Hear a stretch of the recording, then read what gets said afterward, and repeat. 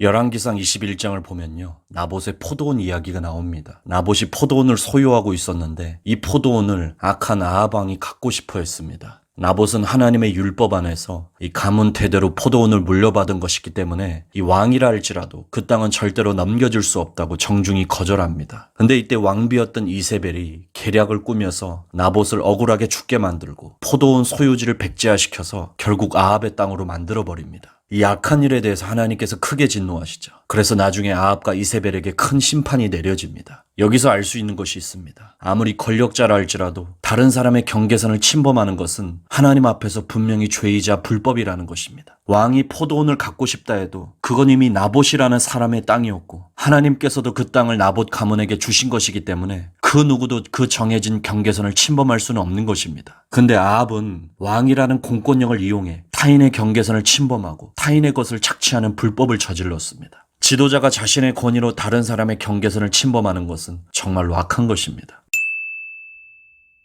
근데 그거 아세요? 오늘날 담임 목사님들 중에서 마치 아합과 이세벨이 그런 것처럼 자신의 권위를 사용해 이 교인들의 삶의 경계선을 함부로 침범하는 이 불법을 저지르는 분들이 있어요.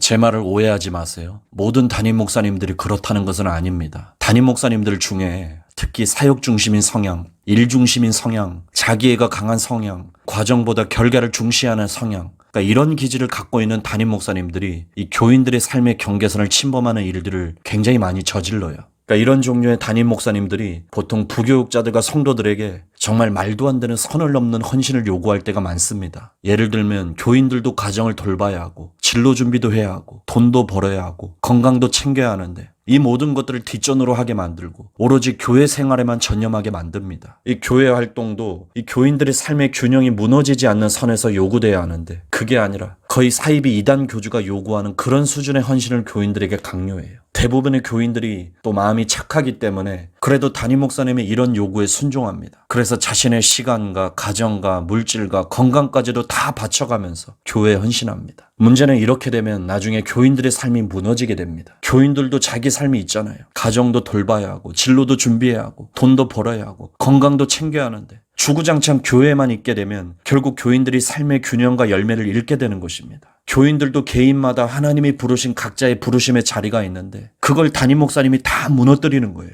담임 목사님이 의도했든 의도하지 않았든 어쨌든 본인이 교인들에게 이렇게 선을 넘는 이 무제한적인 섬김을 요구하게 되면 결과적으로 교인들의 삶과 경계선을 함부로 침범하는 일이 되는 것입니다. 이건 전부 선을 넘은 것이고 잘못된 것이에요. 아무리 권위를 가진 지도자라 할지라도 다른 사람의 삶의 경계선을 넘는 것은 분명히 불법입니다.